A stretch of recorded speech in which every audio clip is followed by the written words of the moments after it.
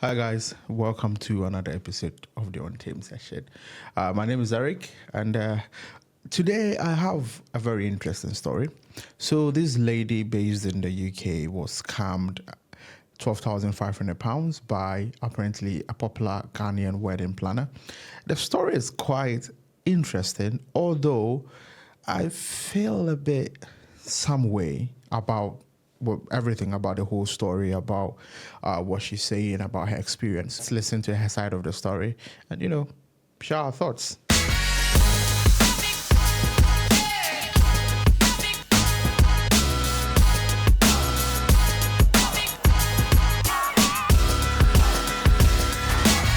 Think September 2024, I was looking to invest in some sort of like a new business venture. That's what I was looking for. And I was so excited about it because I was looking to put money somewhere for returns. And then she said to me, conveniently, she rang me on a Saturday as I was going to. Okay, so a bit of a backstory. This lady, the one that scammed her, is someone she's known for about 4 years now into the story. I skipped those bits because it's a lot of rambling that doesn't necessarily lead anywhere. She's just talking about the backstory. So she's known her for about 4 years. She's been a friend of hers.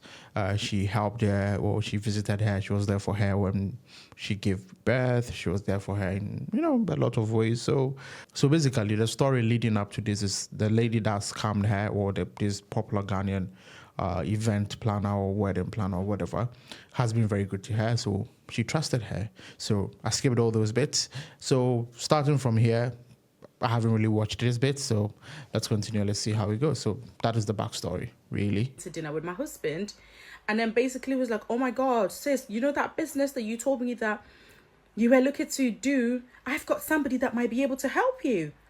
So I was like, okay, but let's fast forward let's backtrack to August, to when I wanted some. So because we were quite close at the time, so I thought, obviously I wanted to do my little girl's christening. So she had already said, oh, because she didn't deliver what she was supposed to do for the baby shower, she wanted to redeem herself. And then do the christening. So we went through this whole rigmarole of me telling her what I actually wanted. So we went through the whole rigmarole of what we wanted for our daughter's christening, literally gave her everything. And she did what she normally does. She was like, oh my God, I have a promo for you right now. Honestly, I'm running this promotion today. It's just today only. And you've called me at the right. Okay, so that is a big red flag. The fact that she called her to tell her, oh, this is what I want, and some way, somehow, she just happened to have a promo for you just then, is a big red flag. I mean, anyone could have told you that. Anyone could have said, yeah, that's too good to be true. Like, it is a big red flag. You call me that you want something done, and then I instantly tell you, oh, yeah, I'm running a promo just for today. Anyways, let's continue. Let's see where this leads. I have no idea where this leads, but let's see how that goes. Oh my God, Benel, did you know that I was doing a promo? Oh my God, I prayed about it, and God said that today I should do a promo for people, and I'm so glad that you've called. So if you pay me X amount of money, like today by 1:00 today, I'm gonna do everything for you. So food, makeup, hair, MC, DJ, photographer, videographer. First off, why did they have to bring God in this? What has God to? What is happening? And then you have to pay X amount by 1 p.m. that day. And she was praying, and she's been praying about it. And God told her that she should run a promo somehow that same day. And do you believe that? To be very honest, yes, the lady, whoever scammed this woman, yes, did a bad job, did something wrong. It's not good to scam people. But sometimes the people that get scammed, sometimes you could see right through it. Because they happen to be running a promotion that day that they've supposedly been praying about, and pay them an X amount. That sounds like desperation. That sounds like someone who is desperate to get your money. Someone who is desperate for you to give them some sort of money, some form of money or whatever. I mean, even Stevie Wonder could have seen this coming from 70 miles away. Basically everything for that amount. So I was like, okay. And I remember at that time, my husband was having a shower. So I went up to him. I literally was screaming his name. And he goes, what's the matter with you, girl? And I was like, oh my God, such and such a body said she can do our decor for us. Like basically everything, decor and everything for this amount of money. And we had to literally pay her. She was running a promo and we had to pay her today. And my husband was like, well, it sounds a bit too good to be true. And I was like, I know it sounds too good to be true, but I'm probably... Yes, it sounds too good to be true because it is too good to be true. You see, this is how we men think. This is how we think. We are very rational people. Women are emotional. They lead with their emotions. We men, we are extremely rational. It was too good to be true. As I said, even Stevie Wonder could have told you that, nah, this is too good to be true. Anyone could have told you that. But yeah, let's go on. I have no idea where she's going with this, but let's go on. I mean, yes, it's sad and all to be scammed by sometimes. Let's be vigilant. Probably sure that she's probably in debt with somebody else and she needs money. I said that even as a joke without realizing I was actually telling the truth. So my husband was like, okay, cool. Give the money to her, pay for baby girl's christening, and make sure you get an invoice. To even get that invoice back was a different scenario. We went back and forth. And I said to her, I wanted to pay for some ballerinas because I wanted ballerinas for my daughter's christening because it was something that I'd wanted for ages. And obviously once you get a baby girl, you got to do the most. So that's what happened. You wanted to pay for ballerinas for your daughter's christening. I mean, I'm in no position to tell you what to use your money for, but clearly you had too much money that it was fine. It was easy for you to just give money out. It was easy for you to just share your money to people and just give money away because what the christening ballerinas. I mean, I think it sounds quite nice actually. Yeah, it sounds nice, but yeah, man. And then she sent me a number. She sent me somebody to speak to. So I rang this lady and then she looked a bit lost anyway. And she wasn't sure why I was even calling her. And I said, well, X and X person said I should call you for ballerinas. And then she was like, oh, I'm going to charge you X amount. She was going to charge me £700 and I had to pay all on the same day. And I said, now hang on a minute. That's not what that other person said you were going to charge.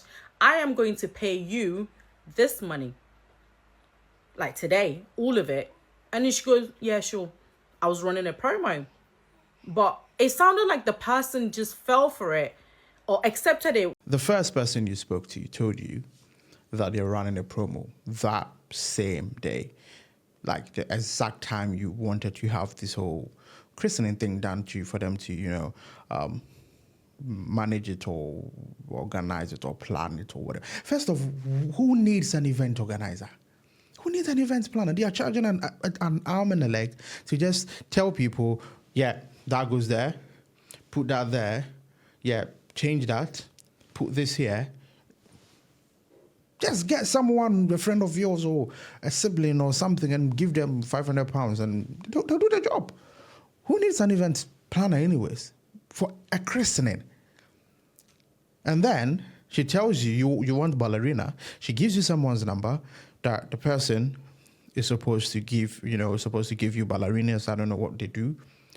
And then you call the person, and then the person also tells you that, oh yeah, this is how much I'm going to charge you. And then you go like, no, I'm going to pay this. And I'm like, actually, I'm running a promo today. So you spoke to two people. They all gave you the same. It was more or less like they're reading from a script. And no alarm bells went off. No red flags. No red banners. And, okay. Let's go on. At ease. Like, there just wasn't any fight back. But in hindsight, because they were desperate for money, so they took it anyway. So that was that. And I didn't, to be fair, what I didn't do was I didn't look at the number. That number that I paid the money to didn't make sense. Like, I didn't think anything of it. I just took her bank details and I paid the money to. And the reference was this individual that was about to scam me. So this is not the scam. This is how come. Yes, so that's because a lot of people keep asking me, oh, so how, a lot of people keep asking me, oh, how come you still allowed her to do everything that she did to you? How come you allowed her to still do your daughter's christening? I was like, I'd already paid for it. What was I supposed to do? Was I supposed to go and find a new vendor at that point? Because I found out literally what I found out very late. So yeah, let's get into it. Anyway, I still stand by my point. You do not need an event planner for a child's christening. Let me repeat that. Let me say that again. You don't need an event planner for a child's christening. You don't. Event planners don't do anything. Nothing. They just put that there, or put this there. Yes, they save you from stress and the rest, but sometimes the monies or the rate and the fees they charge are ridiculous, are absolutely ridiculous amounts. And in this case, it's a child's christening. Why? What do you need an event planner for? so now fast forward to the bit where I tell her about the business, and then she calls me on a Saturday and goes, oh my God, I've got somebody ready for you to work with you on the projects that you said you wanted. And I said, okay, I'm out at dinner. Give me a call tomorrow, which is a Sunday after church, and then we'll sit and talk about it. So as prompt, she was at my house 6 p.m. on the Sunday after. And then we sat there, and then there was another lady on the phone called Anna. So now she introduces another character. So this Anna was the person that was telling me about how her client wants to work with me. So I was like, okay, well, there's a lot of people involved. And then Anna then asked a question. Anna's not a made up person, by the way. Anna's her friend. So Anna asked the question, is Benel from Barber's agency? So I was just like, who's Baba? And then she was like, oh, I'll tell you about her later. So I said, okay, cool. So that's how that phone call ended. So she came and then she said, oh, the clients that you spoke to, or that person that you spoke to that wanted to work with you, she wanted to know if you were working from an agency. Now, the little I know about affluent people, because she made it sound like that person was affluent. The little, don't think I'm a fool here, so I'm going to explain and hear me out. The little that I know about affluent people, if somebody is of a certain caliber or a high net worth client, they will bank with a type of bank. They won't have a normal bank account. They'll have a private bank account. Or they'll probably bank with Coutts. Or they'll, you understand, private banking. They're not going to just go through a normal banking facility. Or they'll only buy a property with a certain realtor or an estate agent. They're not just going to go to Joe Blocks on the high street and buy from them. Or if they had money to a certain level, they would buy from a certain personal shopper that had an elite. She goes, oh, this is a person I went to university with back in the country that she's from. And I was like, okay, cool. So how much is this person going to charge? Legitly, me and my husband thought she was roughly going to charge maybe like 1,000 at $2,000 at the most, because I'm aware of agents. Like, it's not new to me. So this bit is not the bit that I was worried about, because as I said, I'm very aware of how these agent type of I am so confused. Wait, agency for what? You said you wanted to start a business and you needed someone to do the business with, a partner for it. What agency for to do what? Like, to buy a house?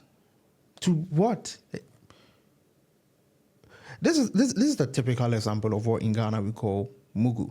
Like, you know, they've got a mugu. They've realized that you're so gullible. They've realized that they can take every money from you. Yes, no one is telling you this. No one, probably people are not saying this, but you were too gullible. It has to be said. You were too gullible. So they just did what they would do to you, and you just run with the flow because you said you wanted to start a business. You've got some money you want to invest. Clearly, you've got the money. So they were like, yeah, she's got the money. She has no idea. I mean, for someone who hires an event planner for a child's christening and then wants ballerinas at her child's christening, which is wonderful and whatever. But yeah, what else? Yeah, you've got the money to spend and you're not really thinking straight. So yeah, they'll just milk you because I'm so confused. Agent for what? Anyways, business transactions do work, because of, if you're dealing with high net worth clients, they would want to make sure, one, you're vetted, one, you're accredited, and like three, you're legit. So I was like, cool. And then the girl came back and she said, oh, it's going to be £9,000. And I remember it was a Monday morning, and I was like, well, hang on a minute, that's definitely not what we was expecting. Then all of a sudden, this friend of mine who was sharing a story about said, oh, don't worry, Benal, it's such a good opportunity. Such and such a buddy even asked me for money yesterday, then showed me a text message about another friend, and then said such and such. I'm still confused about the whole agency thing. The £9,000, what was the agency going to use it for? To do what? Because this story isn't adding up. You said you wanted to start a business or whatever, and then you spoke to someone, and then asked if you're from an agency, and then someone calls you from an agency, and then they ask you to pay £9,000 for what? What for? What are you paying £9,000 for? I mean, they had a very easy target. To be clear and to be honest, they had an easy target, real easy target. Somebody asked me for money, but I'm not even going to give them the money to you, but I'm going to give the money to you because clearly you want to do a business with it, and when it pays off, you can pay me back my money. So my husband was very uncomfortable with the idea, and at that point I felt like I didn't have a choice. One, I was postnatal, I was going through postpartum like mad, I was dealing with a lot at work, I work in a very high pressured work, and I had a daughter that we had just come home from the hospital after spending nearly 3 weeks in the hospital. Yeah, so bear in mind, she said the money. This is huge. This is not £900 or £150 or £300. This is £9,000. That's a lot of money to just dish out. Anyways, yeah, as someone said in your comments, someone said that your husband, the Holy Spirit was speaking through your husband or something. True. The Holy Spirit was speaking through your husband. And I don't understand why he allowed this to go on for so long. Maybe, I mean, sometimes you have to let the women go and then hit the wall, and then you get a chance to tell them, I told you so. So maybe it was one of those situations. It was £6,000, no, 9,000. So she said she'd pay 3,000. Well, she did that to gain my trust. So not because I didn't have the 9,000. When she said she needed the 6,000, we gave her the £6,000 cash. So disclaimer, there wasn't because we didn't have it. And to be fair, who actually has £9,000 sitting there just not doing anything? But I was having a business. It was a business interest that I thought was legit and was going to pay off. So of course she saw the loophole, and that's how it started. So anyway, handed the £6,000 over to her now. And then at this moment, I didn't get a receipt. I didn't get an invoice. I didn't get nothing. Bear in mind, she had already been paid for my daughter's christening. Because either way, I was thinking, oh, nothing's going to happen because this person can't scam me, innit? Because at the end of the day, she's doing my daughter's christening. So either way, she's going to have to turn up at some point. So a week had gone by. Like a couple of days had gone by. Then this person, this barber individual, would call me, or we're doing some checks. My client is very much interested. So it was just starting to be a bit too much, and I was just like, no, sign in right here. And then my girl was still coming into my house literally every single day because we were friends. And then when she came into my house, my daughter, after spending 3 weeks in a hospital with my little girl, she come up to me and then she goes, oh, sis, you know your daughter's illness, I think it's spiritual, you know. My daughter was in hospital with high calcium. That was it. Your daughter's illness, I think it's spiritual, you know. I feel like it's people around you that have done it. But don't worry. This was her voice. Don't worry. I'm going to... my pastor that I pray with, I'm going to get her to speak to you. And she's going to pray for your daughter to get better. Okay. So I was like, okay. Because we were... Hi, guys. I'm going to end this video here because, yeah, definitely going to have a part 2 of this. Want to continue the story. So if you've not subscribed, hit the subscribe button to follow the story. I'll be uploading the part 2 in a few days from now. So yeah, make sure you hit the subscribe button and make sure you share the link. Make sure you share the video to people who would benefit from it, and share your thoughts in the comment section below. Personally, I believe she had it coming. Like there were so many red flags. There were so many opportunities for her to say, you know what, nah, this ain't right. I'm not doing this, or, I'm not going ahead with this. But she did nothing. She just sat there and got scammed. It's unfortunate she got scammed, but there was so many things she could have done. There were so many chances, or there were so many opportunities she had to, stop this from happening. So yeah, I'm going to definitely bring a part 2 of the story. So make sure you hit the like button, make sure you subscribe, make sure you share this video to someone. And if today is your first time here, my name is Arike, and this is the Untamed Session. See you in the next one.